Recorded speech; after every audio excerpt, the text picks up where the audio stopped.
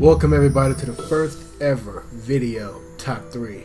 I am JP III and we're going to get right into a visual novel. I know you are all waiting for it just as I am. One of the most anticipated VN of this year and a possible contender for VN of 2012. Of course, I'm talking about the one and only Cinders by Cinders.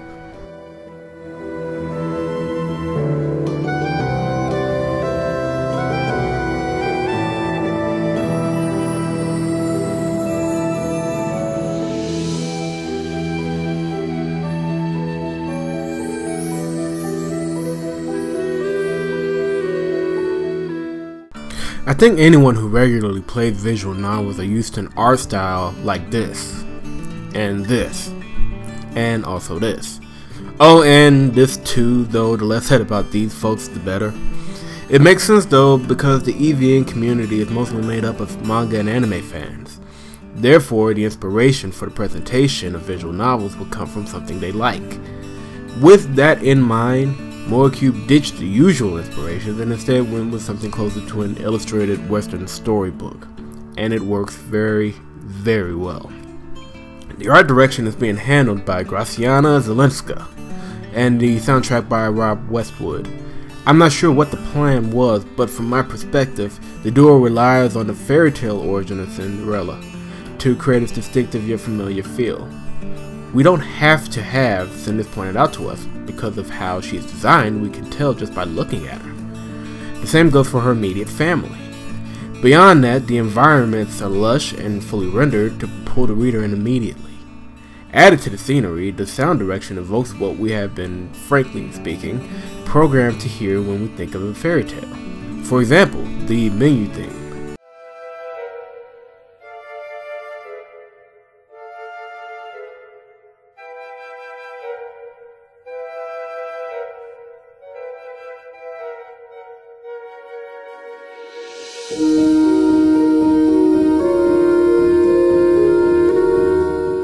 No one can deny the beauty of this visual novel that took a gamble that has, at least from the outside looking in, been successful.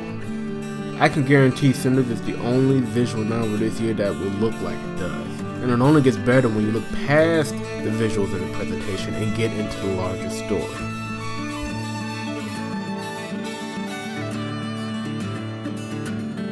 In a feature I did last year, I traced the history of the Cinderella fairy tale from ancient China right to Cinders' front door.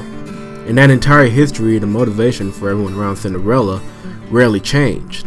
For the most part, her family was always wicked just because, the prince was a great guy just because, and the magical creatures of the world favored her just because.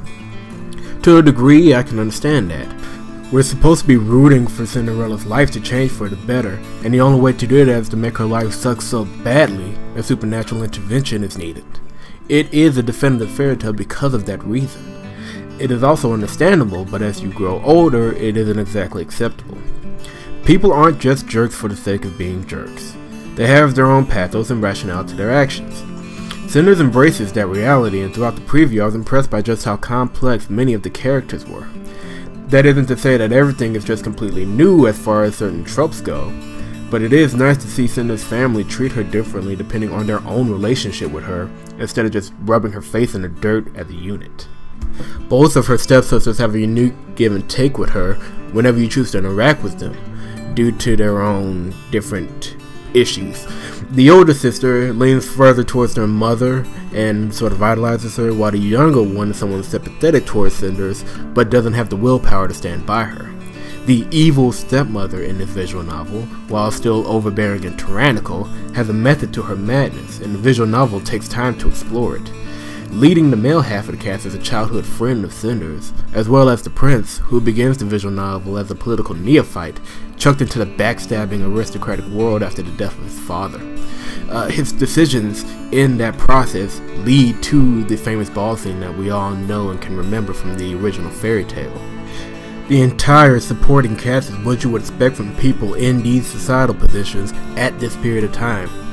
It makes your choices as Cinders more thought-provoking than if you were just in a battle against mindless wickedness to get your man. Speaking of which,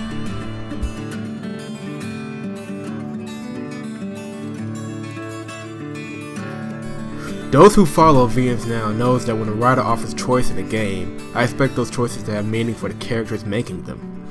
This comes from me playing one of the best video games of all time, Star Wars Knights of the Old Republic.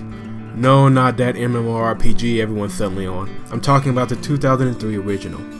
While it seems like a small thing now with BioWare being the international giant it is, back then you weren't given a lot of options in the game. It was run and gun, or strategize, or explore. When Knights of the Old Republic hit shelves, it bucked the gaming world, but making your decisions throughout the game directly affect what kind of character you ended up with by the finale. Playing the preview of Cinders reminded me a lot of Knights. There are massive chunks of the story that can only be accessed through small decisions, like haggling with your friend or sneaking out in the middle of the night. These decisions add up over time to make every odd twist and turn build this girl to the woman she becomes at the end of the game. The lines between Cinders becoming ruthless and Machiavellian, or fair and even-handed ruler, are so subtly woven into the narrative, you have no choice but to pay attention to what you're doing. It amplifies the story and invests you deeper into the characters than many AAA titles you can get on consoles. Actually, the same can be said for the entire visual novel. It's a bunch of small choices done very well that, in turn, builds up to a great experience. I hope if you weren't excited for Cinders before, you are now, because this is something you will not want to miss. Cinders is expected to launch sometime this summer. Keep your eyes on VNsnow.com for release details as well as the official review.